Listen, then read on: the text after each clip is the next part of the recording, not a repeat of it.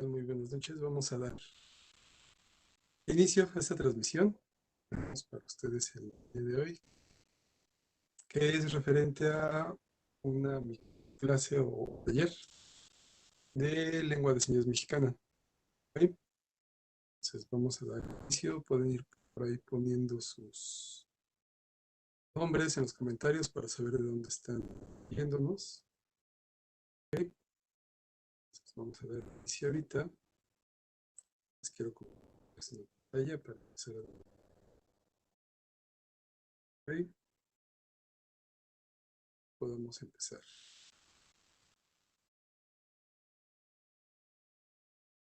Ok. Bueno, entonces en lo que inicio a compartir mi pantalla. Me presento con ustedes, mi nombre es Carlos Pineda, soy maestro en educación especial,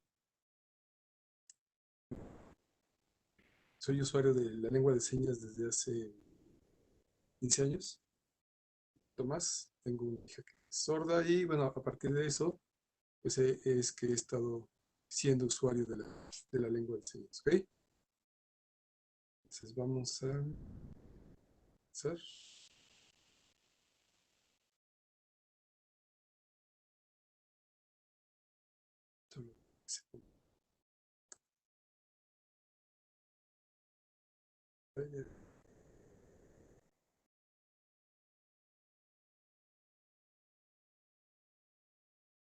Entonces, bueno, la actividad que vamos a ver el día de hoy es la siguiente, los temas con los que vamos a trabajar, ¿vale?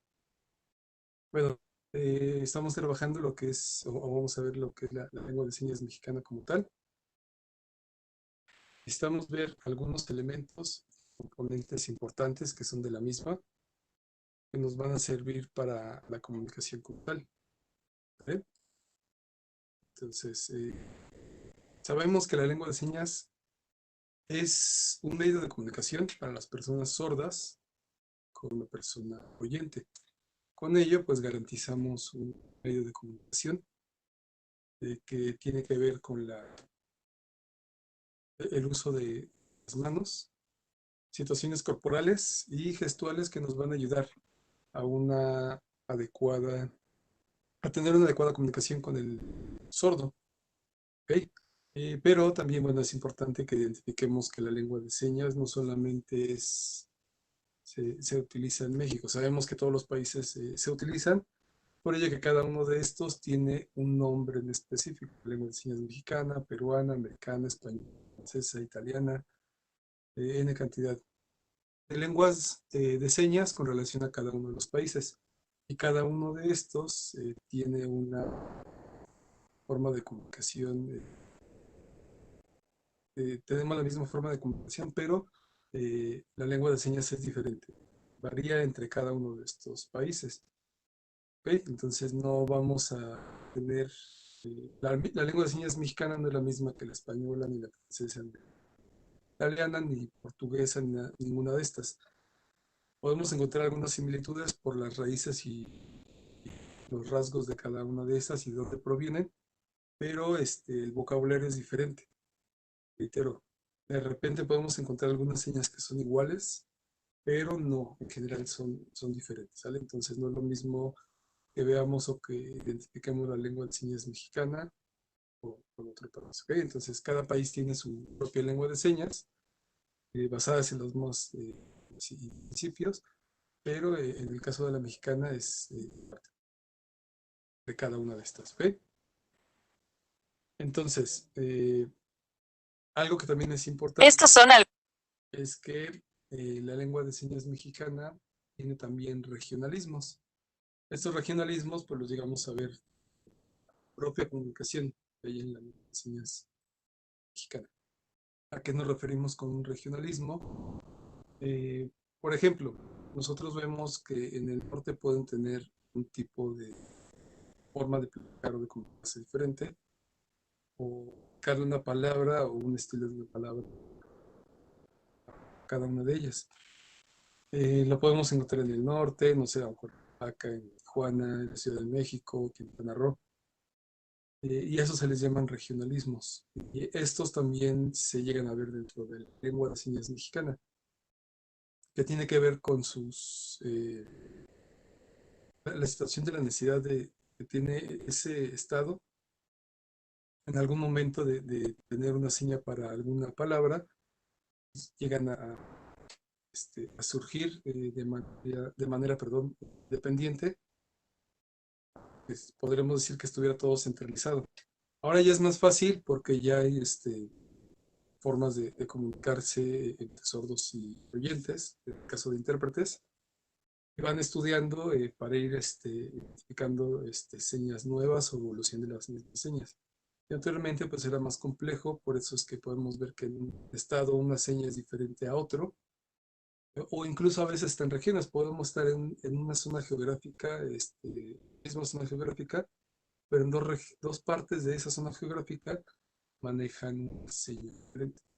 ¿Ok? Entonces, estos elementos son importantes identificar en lengua de señas. No quiere decir que toda la lengua de señas va a ser diferente de un estado que en otro, solamente son pequeñas palabras o pocas palabras más bien,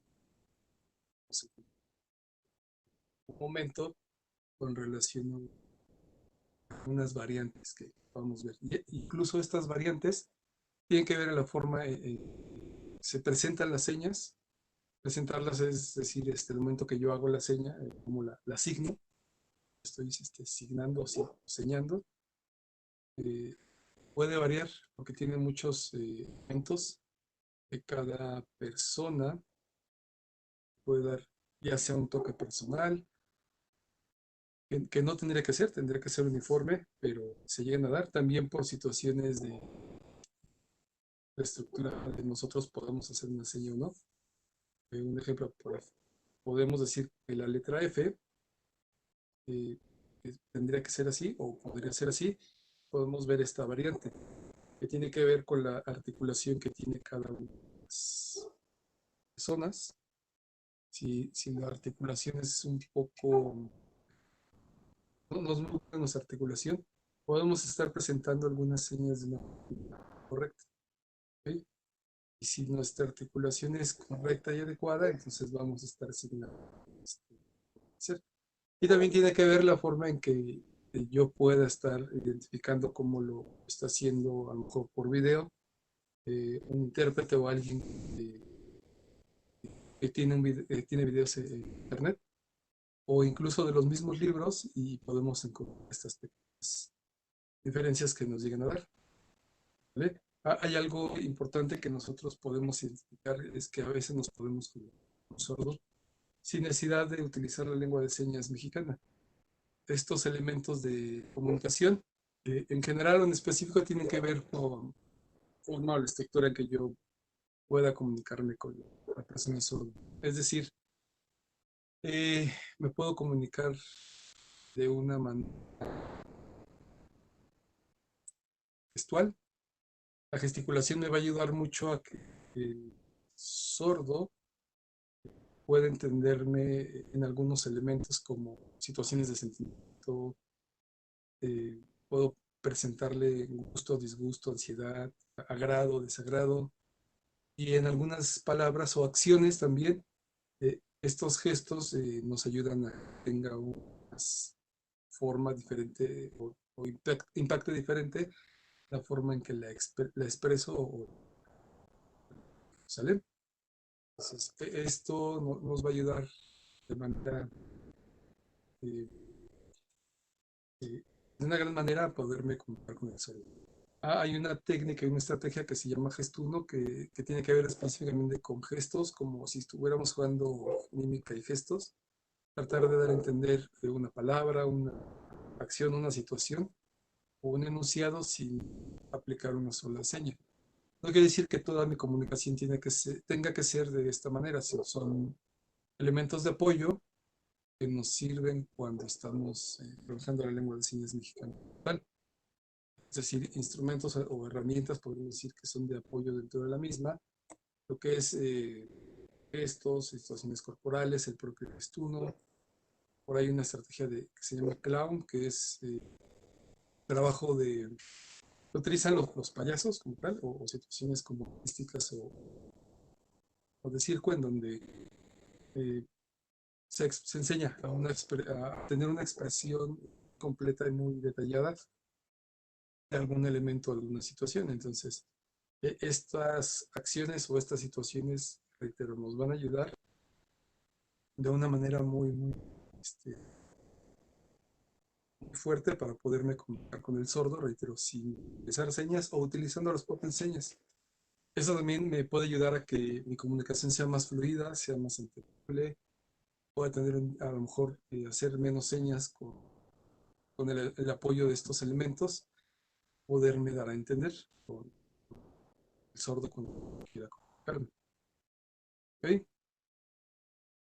Entonces, ¿qué elementos o qué elementos tenemos que tener presentes? Ahorita me estoy tratando unas partes positiva.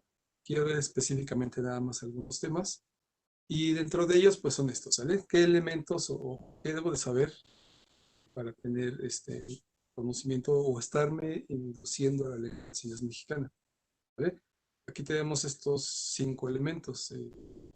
Dos de ellos ya los indicamos, que son las expresiones faciales o corporales. Y también tenemos la dactilología. La dactilología es el deletreo, abecedario en lengua de señas mexicanas o en señas, que nos ayuda a crear eh, o estructurar una palabra o un nombre propio, que normalmente la regla de utilizar la dactilología no quiere decir que yo voy a deletrear toda la comunicación. No es una forma correcta o adecuada la comunicación en dactilología, pero sí es un apoyo porque cuando voy a decir un nombre propio, y esto va dentro de algunos de los mitos que hay dentro de la lengua de señas, que la gente a veces piensa o cree que cada nombre tiene una seña como tal, en el caso de la lengua de señas mexicana. Ah, cuando una persona se presenta con un sordo, se le asigna una seña o apodo que tiene que ver con los rasgos y características de la persona. Puede ser algún rasgo facial, de gesticulación, de comportamiento, de propia vestimenta, en donde el sordo va a ver ciertas características y le asigna la seña tal. Y el nombre se hace en dactilología, que es el deletreo como tal. Entonces, y el deletreo cuando llego a tener una palabra que no entiendo, no sé, eh, más bien, sí entiendo, no tengo la seña para poderle asignársela o interpretarle al sordo. Puede ser que no exista la seña o que no la tenga en ese momento. Lo que voy a hacer es utilizar la tecnología de letreo. Le tengo que explicar qué es o cómo se usa, para qué sirve, para que identifique el sordo el elemento de esta palabra. Una vez que lo identifica, y si dentro de la comunicación que voy a dar tengo que seguir deletreando esta palabra, el sordo ya sabe que ese deletreo de esa palabra, el significado, y no se lo tendré que estar repitiendo cada rato. Entonces, es indispensable explicarles, aunque hay momentos en que es complejo explicárselos. Si estoy interpretando una, no sé, una conferencia, no le voy a decir al conferencista, espérame tantito a que le explique qué es esto para que me pueda entender o que pueda entender y seguir con la comunicación. Muchas veces no lo podemos explicar. A veces los sordos generalizan o contextualizan y pueden identificar de qué se trata. Si reconocen la palabra y si hay una seña, no dicen. Si no, se quedan con la información como se las damos. ¿Ok? Entonces, el deletreo no es el medio de comunicación que tenemos que tener para los sordos. Solamente es una parte de apoyo. Deletreo o dactilología. Por ejemplo, dentro del de la lengua de señas mexicana, el abecedario tiene diferentes configuraciones, que es una configuración o una seña para eh, cada letra. ¿Sí? Entonces, estas letras y esas configuraciones con las señas, podemos identificar cuál es la A, la B, la C, y así nos podemos ir yendo a cada una de las letras. ¿Ok? Pero, como decía hace rato, podemos encontrar diferentes variantes. Sí, variantes. Por ejemplo, una variante de la A puede ser aquí, de aquí hasta acá. De O con el dedo aquí. ¿Por qué? Reitero, va a depender de la estructura que tenga las articulaciones de la persona para que las pueda decir o no. Les decía hace rato la F, hay gente que la asigna aquí y no aquí. Eh, no porque no pueda, no porque lo esté haciendo mal, sino más bien porque no lo permite sus articulaciones. O también es una variante y no hay error en este, pero sí lo ideal es asignarla correcta. Ahora, por ejemplo, este dedo puede ir así, así. Entonces son diferentes variantes en cuanto a la presentación de la señal como tal. ¿Ok? Y bueno, dentro de la misma dactilología, si yo voy a deletrear objeto, por ejemplo, casas, yo digo casa, esto no es una seña, el deletrear no es una seña como tal, es dactilología o deletreo, pero es la seña, la C sí es la seña de C, la seña de A, la seña de S y la seña de A, pero el conjunto de estas no es una seña como tal, es un deletreo. Y para eso ya está la seña, que tiene que ver con la parte de la iconicidad, que es el último elemento, y esta iconicidad tiene que ver en específico con bueno, vamos a poner ese ejemplo. Cuando nosotros tenemos nuestro celular o computadora, yo puedo acceder a los programas sin necesidad de escribir una línea de comandos y ejecutarlo, como se hacía anteriormente.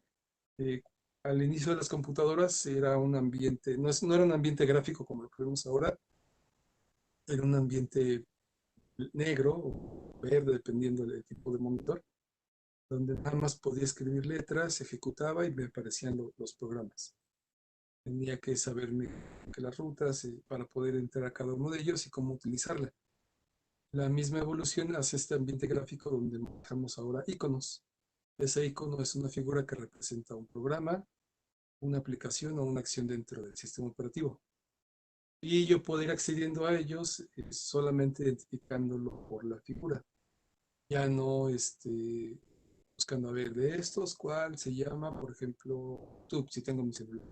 Entonces ya sé que YouTube es el circulito rojo o ángulo rojo, ángulo blanco, y ese me va a dejar ver videos. ¿Vale? En el caso de la lengua de señas, los elementos icónicos es aquel que representa eh, una seña específica y que tiene que ver con los rasgos y características de la, decíamos, casa.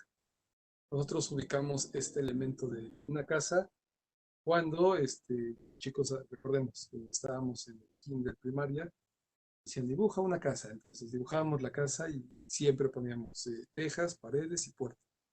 ¿Okay? Entonces nos dibujábamos de esta forma y sabíamos que era la casa, aunque por ejemplo no siempre son las casas así, pero si yo busco icono de casa en internet me va a aparecer este elemento icónico, que para la lengua de señas se maneja igual y es la iconicidad. Otro ejemplo, por decir, ¿qué nos decían? Igual, agarrando este mismo ejemplo. Dibujaba una casa en el campo con un camino. Entonces nosotros dibujábamos un caminito así, que iba zigzag, curviada. Entonces, por ejemplo, señal de calle, camino, lleva este mismo elemento creado, es un camino o una vereda, como le van a decir, dentro del mismo, ¿sale? Entonces, los elementos icónicos o señas icónicas son estas que la misma naturaleza nos la podemos entender que es, sí, incluso sin saber la lengua de señas. A simple vista de esta seña podemos identificar, saber o ver que es una casa. Ok, entonces, expresiones corporales, pues tiene que ver, voy a ir ahorita de abajo hacia arriba, ¿sale? Quiero dejar al final la glosa. Eh, ya vimos dactilología, pero de ahí nos saltamos iconicidad y vamos hacia arriba. Elementos corporales pues, tiene que ver si yo tengo una situación de cansancio, no sé, de fuerza, y podemos ir indicando y agregando ciertos elementos dentro de esas expresiones corporales. Y las expresiones faciales, la misma palabra nos indica que van a ser aquellas que yo realizo con la boca. Es decir, desagrado, enojo, no sé, disgusto, muy enojado. Entonces, estos gestos y estas acciones me van a ayudar a identificar, comunicarme en específico con un sordo. ¿Sale? Entonces, estos elementos, reitero, son apoyos muy importantes en donde me puede ayudar a hacer una negación, una afirmación o una doble afirmación. En este caso no aplican las leyes de lógica, que una doble negación es verdadero y demás. Entonces, en este caso, son nada más para reforzar la parte de la comunicación. Y la glosa que les comentaba que dejar al final. ¿Por qué? Porque este elemento es uno de los más importantes dentro de la lengua de señas mexicana. No quiere decir que los demás los hagamos a un lado y nos igual, al contrario. La misma glosa va a requerir o va a necesitar que tengamos el uso de estos elementos y la misma glosa nos va indicando cuándo los puedo utilizar, cuándo no. ¿Vale? Entonces, esto en general nos va a ayudar a tener una buena, una buena parte de glosa, más bien tener una buena glosa y una buena forma de decir. La glosa, ¿para qué nos sirve? Para hacer una traducción de un texto. ¿Bien?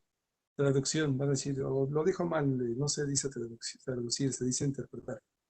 Hay dos momentos dentro de la lengua de señas. Una es la interpretación y otra es la traducción. La interpretación es cuando en el momento yo estoy haciendo un vínculo de comunicación entre sordo y oyente, para que el oyente escuche o sepa lo que el sordo está buscando y el sordo sepa lo que el oyente está diciendo. Entonces, en ese momento y en directo es una interpretación. Cuando yo tengo un texto de un, no sé, poema, una noticia, una canción, lo que ustedes quieran, un texto, que este texto yo lo puedo analizar, puedo leerlo, empiezo a identificarlo. Por ejemplo, en español. Del español yo lo tengo que pasar a lengua, que es la lengua de señas mexicanas. Entonces, el español tiene una estructura gramatical, la glosa tiene otra estructura gramatical. Entonces, lo que voy a pasar, el texto del español lo paso lengua de señas mexicana o glosa, respetando los elementos de comunicación de la misma. ¿Sí? Y con estos, bueno, yo voy empezando a referenciar o indicar cada uno de ellos. ¿En qué se van a basar? Bueno, podemos tener hasta 18 formas de hacer una glosa. Tiene que ver específicamente con la forma y la estructura también que tiene la situación del español, porque no todas las formas de realizar una glosa empatan en ciertos enunciados. ¿Ok? Entonces, la glosa, reitero, la traducción es cuando yo tengo el tiempo de trasladar el texto de español a glosa y posteriormente hacer la interpretación, si ya la voy a presentar. Entonces, cuando yo escribo, transcribo, es la glosa, la traducción, perdón, donde me da tiempo de ir corrigiendo, ir adaptando, ir haciendo todos los ajustes necesarios para que sea una interpretación muy buena, ¿sale? Y ya cuando tenemos, reitero, y ya la estoy presentando, ahí ya es la interpretación, ahí ya entra ese segundo momento, ¿sale? Entonces, cuando yo estoy en vivo o estoy haciendo presentando señas o indicando lo que dice un orador, ahí sí no se le puede decir traducción, sí se le dice interpretación. ¿Vale? Entonces, este elemento es lo que requerimos, ¿va? Ok. Muy bien. Entonces, bueno, la estructura de la lengua de señas, no vamos a ver esto, es una parte teórica en donde tiene que ver donde, en algunos raíces, que tiene algunas raíces francesas, partes de Europa, que fue conforme fueron trayendo después de la colonización. México, cuando estamos en la época que se le llama el cristianismo, cómo empiezan a traer la lengua de señas hacia México, ¿sale? Ok, entonces, en esta parte, bueno, vamos a ver aquí rápido algo que tiene que ver con estos antecedentes históricos de la lengua de señas como tal, que es en general cómo eran los primeros abecedarios, que les llamaban ellos alfabeto manual, ¿vale? No se le llamaba ni la tecnología, ni cosa, abecedario de lengua de señas, le llamaban alfabeto manual. De hecho, a la lengua de señas le llamaban comunicación manual, lenguaje manual, tenía diferentes nombres, perdón, se fueron cambiando conforme la las mismas épocas lo va a identificar, ¿sale?